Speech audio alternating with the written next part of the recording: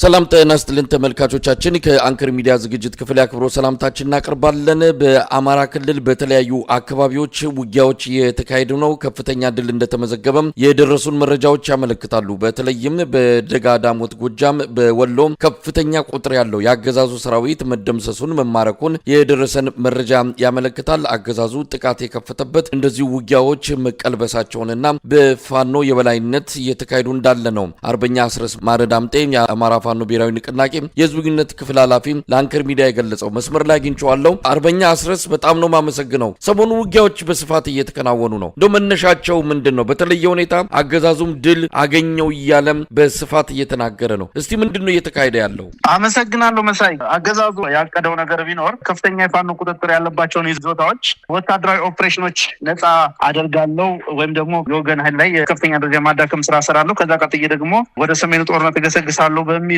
ሂሳብና ስሌት ያደረጋቸው ወታደራዊ እንቅስቃሴዎች ነበሩ። ከሰሞኑ የተደረጉት ወታደራዊ እንቅስቃሴዎችም የዛ መገለጫዎች ወይም ማሳያዎች ናቸው። ላለፉት ሳምንታት በበርካታ አካባቢዎች የተለያዩ ኦፕሬሽኖች ሲደረጉ ቆይቷል። በወለጋ ቀጠና አንሻ ሰይድ እዝ ከፍተኛ ወታደራዊ ድል ባገኘ ማግስት በሰራዊት ላይ የደረሰበትን ከባድ ኪሳራ ለማወራረድ በማህበረሰቡ ላይ የጀት ድብደባ በማድረግ በርካታ ንጹሃንን ጨፍጭፏል። ከዛ ውጭ በጎጃም፣ በጎንደር፣ በወሎና በሸዋ አካባቢዎች ደግሞ በአሳቻ ሰዓት በተለይ በሌሊት በመንቀሳቀስ የወገንን ካምፖች በመክበብ ጉዳት ለማድረስ ያደረጋቸው ሙከራዎች ነበሩ። በሌላ መልኩ ደግሞ ቤም ሮኬቶች ተኳሽ መሳሪያዎችን ዙ-23 እና ሌሎች ከባድ መሳሪያ በመጠቀም ከፍተኛ ቁጥር ያለው ኃይል በመያዝ በተለያዩ አካባቢዎች እንቅስቃሴ አድርጓል። ከእነኝህ መካከል በሰሞኑ ውጊያ ከተደረገባቸውና የአማራ ፋኖ ብሔራዊ ንቅናቄ ቴዎድሮስ ከፍተኛ ወታደራዊ ድል ካገኘባቸው ቦታዎች መካከል ጎጃም ደጋ ዳሞት ቃና የተደረገው እና ዛሬ ጠዋት የተገኘው ድል በትልቁ የሚጠቀስ ነው። በዚህ ውጊያ እንግዲህ ለተወሰኑ ቀናት ደጋ ዳሞት ፕሮፌት ከተማን ለመቆጣጠር በተለያየ አቅጣጫ ጠላት እንቅስቃሴ ሲያደርግ ነበር የቆየው። የተለያዩ ክፍለ ጦሮችን በማቀናጀትና አሃዶችን በማዋሃድ በርካታ ሙከራዎችን አድርጓል። ይሄ ሙከራ በዛሬው ዕለት ሙሉ በሙሉ በሚባል ደረጃ የሚያከሽፍ ትልቅ ወታደራዊ ድል ተገኝቷል። ዛሬ ረፋድ ላይ የቴዎድሮስ እዝ 109ኛ ኮር 99ኛ ክፍለ ጦር የደጋ ዳሞት አካባቢ ሻለቆች፣ የ206ኛ ኮር 24ኛ ክፍለ ጦር የስናን አባጅሜ ሻለቃ፣ የ102ኛ ኮር 33ኛ ክፍለ ጦር፣ የ201ኛ ኮር 54ኛ ክፍለ ጦር ሻለቆች በጋራ በመተባበር ደጋ ዳሞት ፈረስ ቤት አቅራቢያ ከዚህ በፊት ትልቅ ወታደራዊ ድል የተገኘበት ስትራቴጂክ ቦታ ላይ ሞርተር 82 2 ድሽቃዎች፣ በርካታ ስናይፐሮች እና ብሬኖች ከበርካታ ተተኳሽ ጋር የነፍስ ወከፍ የቡድን መሳሪያ ጋር መማረክ ተችሏል። በዚህ አውደ ውጊያ 2 ያክል ኮሎኔሎች ተገድለዋል፣ ሌሎች የተማረኩ አሉ። ውጊያው አልተጠናቀቀም። የወገን ኃይል የተራረፈውን የጠላት ኃይል ለመለቃቀም እንደገና መልሶ ማጥቃት ዝግጅት እያደረገ ባለበት ሰዓት ነው እናንተ እየተነጋገርን ያለ ነው ማለት ነው። በዛ አካባቢ ከፍተኛ ወታደራዊ ድል ያገኘንበት ነው። በሌላ በኩል በማቻከል አካባቢ እንዲሁ ግራ ቅዳም የሚባል ቦታ ላይ ከፍተኛ ውጊያ እየተደረገ ነው ያለው። በዚህ ሰዓት እንግዲህ እንደሚታወቀው ባለፉት 3 ዓመታት በተደረጉ አስደናቂ ወታደራዊ ጀብዶች የጮቄ ተራራ ሰንሰለቶች ላይ የአብይ አህመድ ሰራዊት ተቀብሮ ነው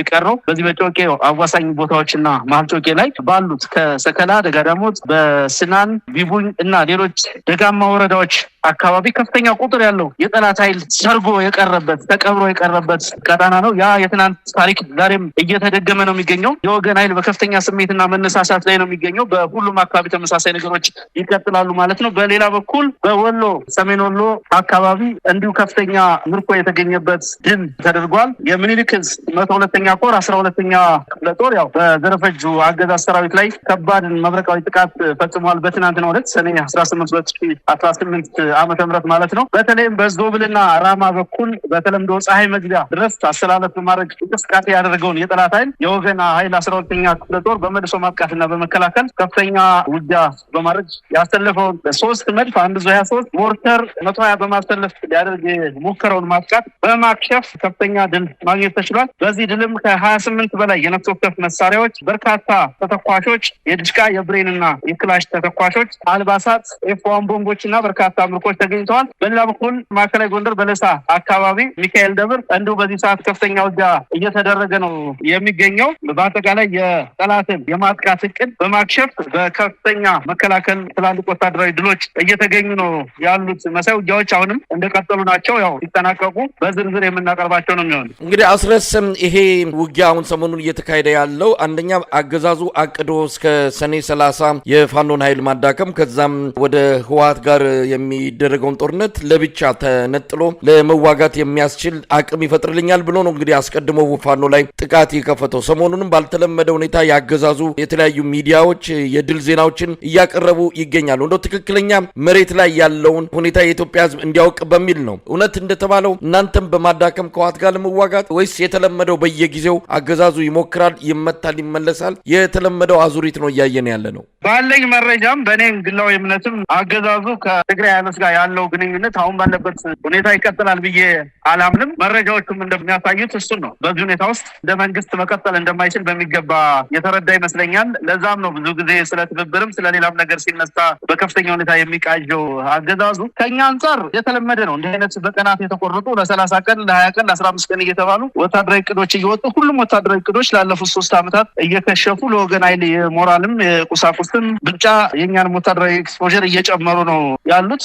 እሱ ነገር ነው አሁንም ተያይዞ ሊቀጥል የሚችለው። እውነት ለመናገር የጠላት እግረኛ ሰራዊት የመዋጋት አቅም በከፍተኛ ደረጃ የተዳከመ ሙሉ በሙሉ በቴክኖሎጂ ላይ ጥገኛ የሆነ በድሮኖች በጀቶች ላይ ጥገኛ የሆነ ከዛ ወረድ ሲል እንኳን ሮኬቶችና ዙ23ቶችን በመተኮስ ሞራሉን ለመገንባት ትምሪት የሚሰጠው እግረኛ ሰራዊት እንጂ በዋናነት ታዋጊ መኮንኖችን በብዛት ስላለቁ እግረኛውም የመዋጋት ሞራልም አቅምም ስነልቦናም ወታደራዊ አቅምም ስለሌለው ምንም የሚያመጣው ለውጥ የለም። ያው እንደተለመደው በገፍ የሚያመጣውን የጦር መሳሪያ በገፍ የሚያመጣውን ተተኳሽ አልባሳትና ሬሽን በመማረክ የወገንን ኃይል በማጠናከር ወደሚፈልገው ስትራቴጂክ ማጥቃት መሸጋገር የምንችልበት ባለፈው መሳይ አንተም ጋር ስንነጋገር ስንጠቅስ እንደነበረው እነኚህ መጪዎቹ ጊዜያት በጣም በፋኖ የትግል ታሪክ ውስጥ ወሳኝ ምዕራፍ ላይ ደርሰናል ብለን ነው የምናምነው። ከዚሁ በተለይ የውጊያ እየተደረገባቸው ባሉ የጎጃም ደጋማ አካባቢዎች ከፍተኛ ዝናብና ደመና ያለበት በመሆኑ ምክንያት ጠላት ኃይል ያለውን አድቫንቴጅ በተለይ የድሮንና የቴክኖሎጂ አድቫንቴጅ በሚገባ እንዳይጠቀም ተፈጥሮ ጭምር የሚከለክልበት ወሳኝ ወቅት ስለሆነ ይህንን መልካም አጋጣሚ